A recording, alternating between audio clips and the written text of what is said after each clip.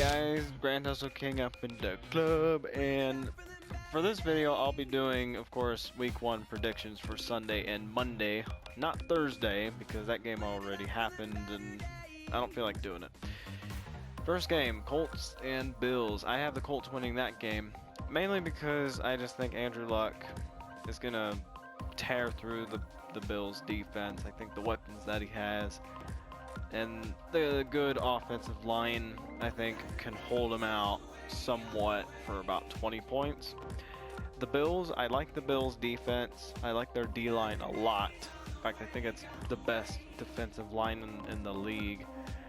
But you have a rookie, or I wouldn't say rookie head coach. I would say a new head coach in Rex Ryan that, he's been okay in the past. For all I know, they may win this game, but I don't believe in the Bills quite yet. I think if this were the Bills, like say week 8, I would pick the Bills, but I'm not really keyed in with them just yet. Plus they're starting a rookie quarterback?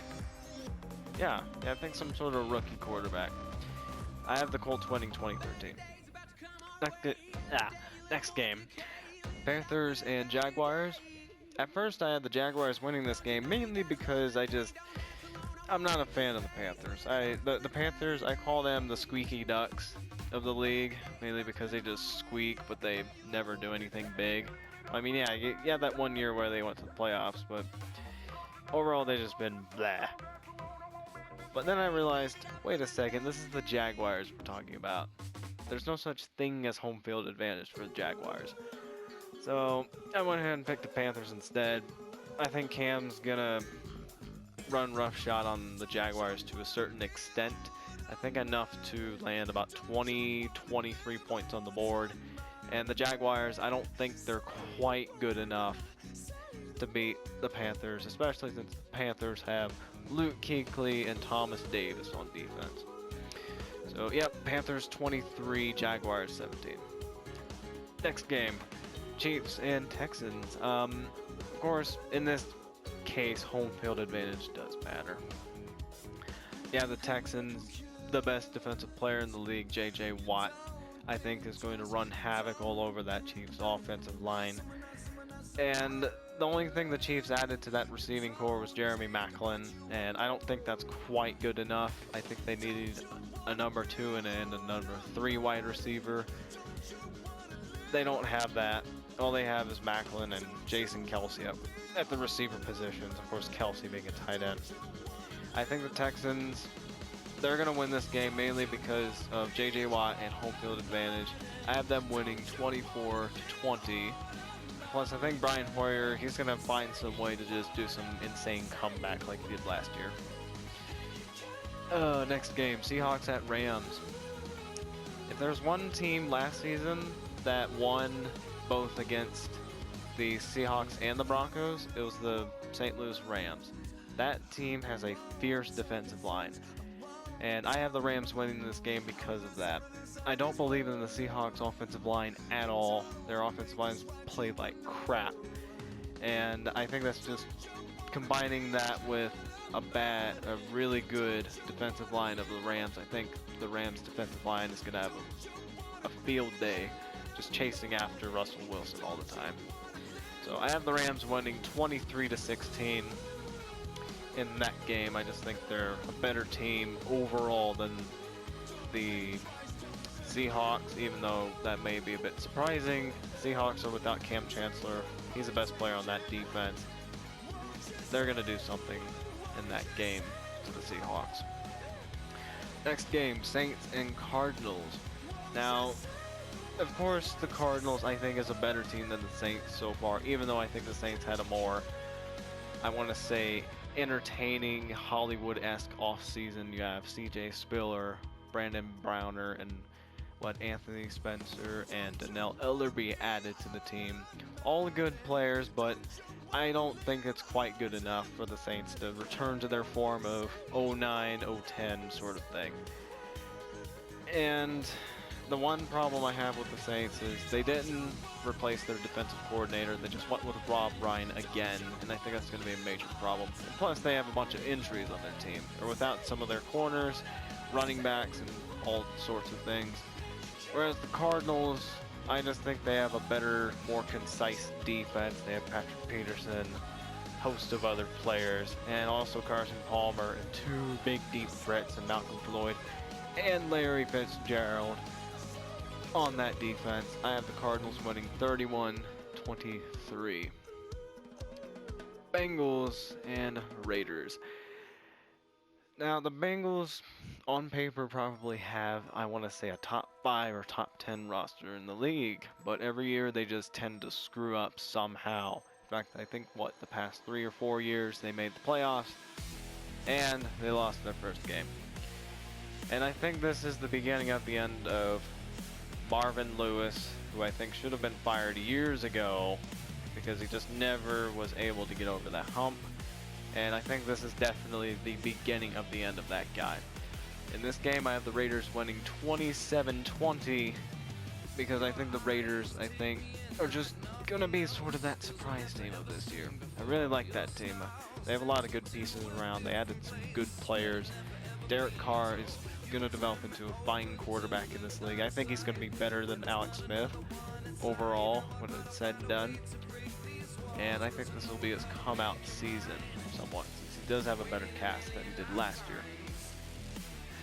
Next game, Browns at Jets. Both of these teams, in my opinion, have very, very similar situations. I mean, when you talk about similar, we talk similar. Very similar defensive situation, offensive situation, you name it, it's very similar. But since this is at home, and the Jets have a very fierce defensive line, new guy, Leonard Williams, and they also have Muhammad Wilkerson. Darrelle Revis is back, and I think Antonio Cromartie is back as well. I have the Jets winning this game 23-20. I think Fitzpatrick is going to play well enough for that offense with Brandon Marshall and Eric Decker and a host of other people. I think they're just going to play fine, especially under Todd Bowles as head coach.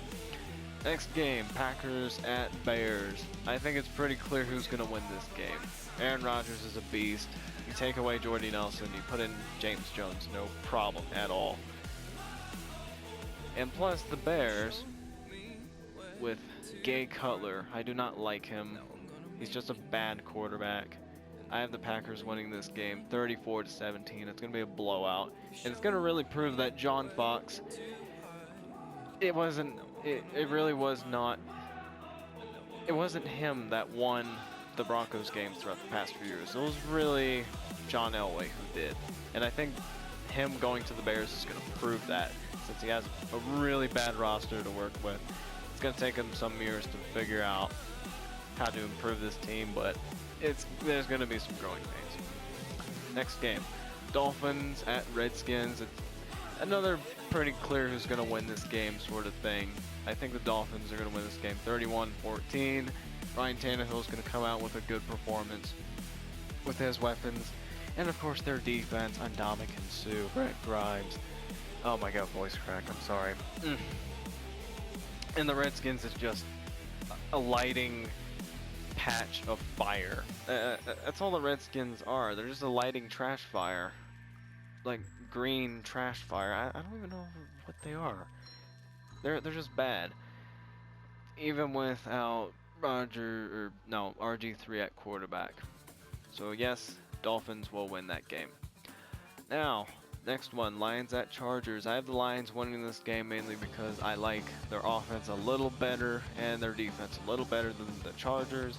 I think their offensive line is better. I think their receiving core is slightly better than the Chargers, and I don't know how the Chargers are going to cover Megatron. I have the Lions winning 20-17. Ravens at Broncos. I have the Broncos winning this game 27-17. I think people are going to finally see that this defense can be the best defense in the league for the Broncos, in my opinion, anyways. And the concerns of Peyton Manning, he can't score, I think are sort of going to go out the window a bit. And that's why I have them scoring 27, but it's not going to be rough shot 30 or 40 like we've seen in years past. It's going to be a very concise and, I want to say, controlled game for the Broncos. Titans at Buccaneers, battle of the rookie quarterbacks. I have the Buccaneers winning this game mainly because I think Jameis Winston is a bit farther on. I think he's surrounded by a slightly better team. There's more talented defensive and offensive players for the Buccaneers. I have them winning 24-17. Yeah, Sunday night game, Giants at Cowboys, always a scoring fest for both of these teams. You never know what you're going to get with them.